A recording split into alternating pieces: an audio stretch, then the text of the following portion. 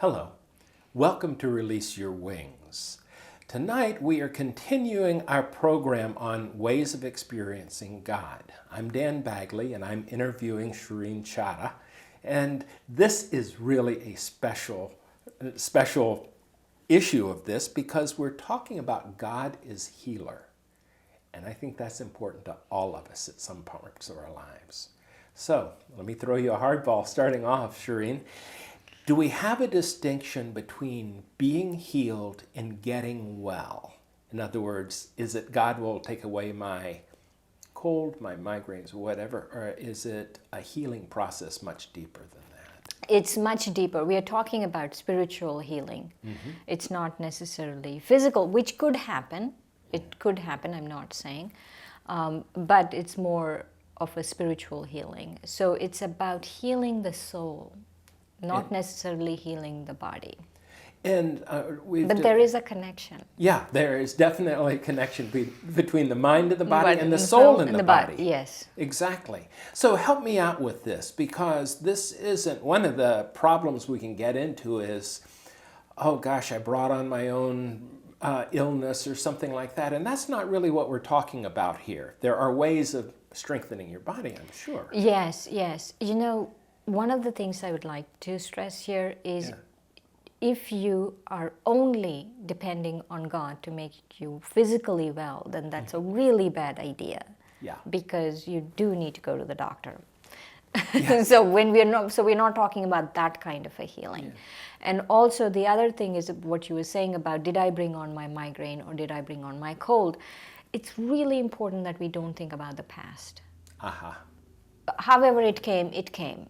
Mm-hmm. Let's move forward with this. So there is an emotional piece to that. Sure. Definitely. There is what we call as sanskaras too, that play out, you know, the deep-rooted impressions within the soul that play out through physical illness also. But it's good not to go there. It's good not to analyze it too much. It's good not to do all of that. What my personal experience, and especially now with some of my health challenges, is that I really have learned to experience God as my surgeon, as my healer, as my doctor, whatever you want to call. And before we started, you shared a personal story, and your physician, you see her as an instrument of God in that. And you had a nice way of phrasing it. How was that? Today I had to go to the doctor, and it was something very important. We had to make a very important decision about how I'm going to go with my next phase of whatever physical things. And I decided that, I told God, and I call him Baba, that you use her as an instrument, and you are my surgeon, and you use her as an instrument to tell me what you are going to do, what I should do. So what I feel is, because I invited him, that he uses her as an instrument. He uses her specialities in the physical body, but also there is, that clutter that she might have, this clarity she might get because I've invoked God to use her. And so things like that. But it's very important that God needs instruments. I cannot go to the doctor and say, hey, Yeah. So also, though, there's good scientific evidence that how we think about our illness has some effect on how well we heal. In other words, if we're fighting it, if we're angry and all, that breaks down the immune system to some degree. So part of this... it is psychosomatic. It's good not to fight. It's good not to fight anything. Exactly. So, in I don't know if you even followed the Star Trek stuff, but the Borg's right. Resistance is futile. As we go through life, trusting the healing power of God, the healing power of the entire universe is set up for us to realize wonderful things. Yes, and also there's so many gifts that come. There's so many realizations that come. There's so many things that we discover about ourselves. And people might, like we know, people might say, I have chronic migraines. What am I discovering from the time I was 8? But there is a lot of gifts that come. And also there's also karmic settling going on because through the body. And it's good to settle it. It's good to pay off your debt. So, in a way. So within that, the blaming is not the way to get through it. Also, I think it's important to acknowledge that regardless of how spiritual we are, we're in these bodies that are not made to last forever. Exactly. The soul may go on forever, but the body itself, it sort of gets... It has a lifespan. Yeah. So this isn't about living forever in this body. It is more about appreciating, enjoying maximum health to the way we're set up. Is Yes. that correct? And also, when we invoke God as the surgeon or the doctor or the herbalist or whatever you want to call as the healer, is that we are invoking him to heal the soul, to heal the soul of the vices, to heal the soul of sorrow. Yes. Because I feel like pain, really, the root of pain is sorrow. I'm not talking about I poked myself or this or that. Right. But what sorrow am I holding inside myself? And so to invoke God to really heal that sorrow.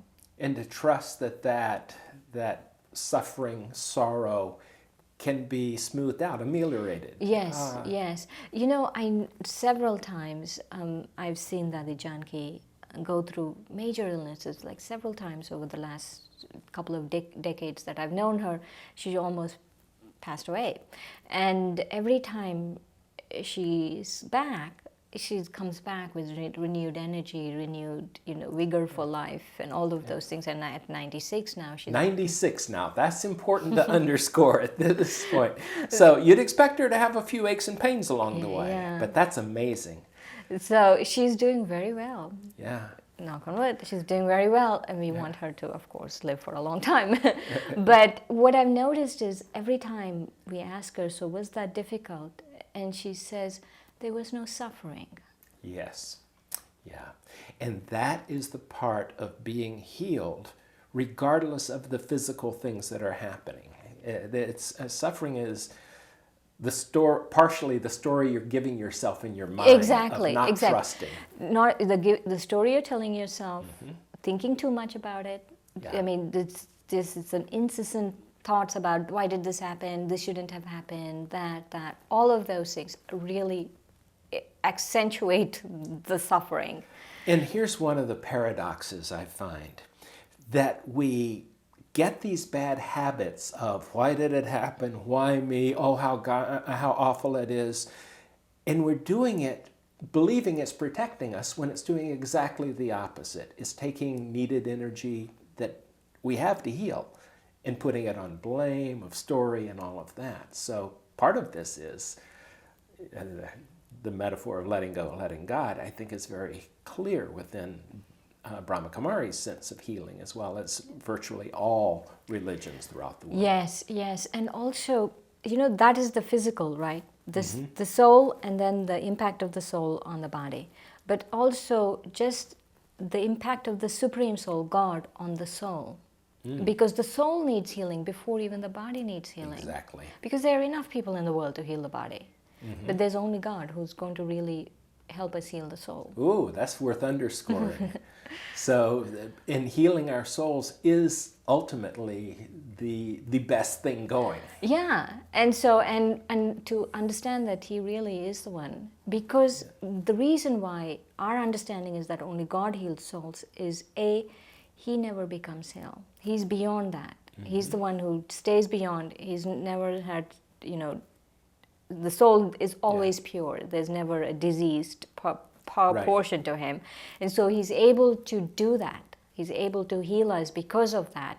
And then the other part is that we have to understand how he heals. Yes, he heals the soul, but how does he heal the soul? Go into that. I was thinking his tools or his medicine or his herbs, how, fill in the blanks, because I know people don't like medicine, and some don't like herbs, and some don't like this and that. So whatever his tools or his method for healing is the knowledge, is the understanding he gives us. Good. And that understanding, when we apply it in the right way, purifies the soul. That's one. And then understanding is one, and the other aspect is my connection with him. Aha. So not only my understanding of what's going on, but also my connection with him heals. So with those two, that being connected every day means probably having some sort of rituals, habits, way of living that brings God more into our awareness than just something we wait for Sunday to happen. Right, right. You know, the reason why we talk about a regular practice, a regular meditation practice, a regular, listening to, some kind of knowledge practice, is that regularity heals the soul. If you want to break a habit, what do people say? Do it for 21 days or do it regularly. Right. Only that regularity heals the soul. Otherwise, once a week. Yeah. Hopefully, they're having a more closer relationship than just once a week. I would think so. I mean, we certainly have our saying blessing before we eat. I mean, not all the time or everybody, but that's one way of doing it. Looking out each day. I mean, I'm struck by, I don't think of it as religious particularly, but every day throughout the day, there are things that make me go, wow, I am so grateful. And it might be how beautiful today was, for example. It might be, my weird one is when I go into a grocery store, I look around and go, oh my goodness, look at how much abundance. What a blessing to be in this place, in this world to live in. Yeah, gratitude is very much a part of healing. And I think it's a way of touching into God, of the bigger picture, that it's not about me, it's about the system of plenty, of abundance, of that.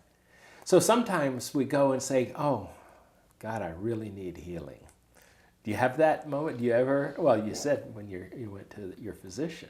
I mean, not in those terms, but yes, in a way, I feel I do go for an IV every now and then. And by the way, the IV is spiritual, you're saying. Yes, spiritual, Right. spiritual IV. IV of peace, or IV of understanding, or IV of bliss, or IV of hope.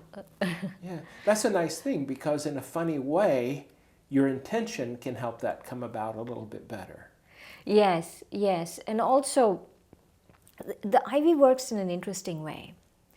Because what happens is, if I want an IV of peace, I cannot go and say, I want an IV of peace. I have to recognize that that peace is within me. Ah, nice. And then I invite God to think of Him as peace, to activate that peace. So I start activating that peace, but I have to be co-creators in this IV. Yeah, I think that's... And to experience peace, to experience love, to experience anything, I have to recognize that in myself. Yeah. So it's as important to know myself as it is to know God. It's as important to know that I'm a beautiful, peaceful, loving being, to understand God as a healer. And so when I'm able to recognize that, then He almost just acts like a catalyst. So do you have a way for some people who might say, I don't feel like I'm a wonderful, beautiful... Some things you just have to take on faith. You have to take it and just take the step forward to say, this is yes, who I and am. then once you start meditating on it, I am peaceful, I am loveful, then it starts emerging, and that experience will give you more faith. And I have to underscore that this daily meditation, better more than once a day, is really one of those practices that can pull you closer to the sense of God and the healing than most anything else in my... And that's, for me at least, it's a combination of prayer as well as that. But it isn't beseeching prayer. It's normally it's a thank you, let me feel the presence of God personally. Right, I agree. It's so important to know that when if I am just praying and like begging, then I am not really utilizing fully my own capacity. Exactly. Or tapping into the wellspring that is goodness and mercy and these things that end suffering. That's very nice. Thank you, Shireen. Thank you, Dan. And thank you for joining us. I hope this has helped you experience God as the healer in a little bit better way.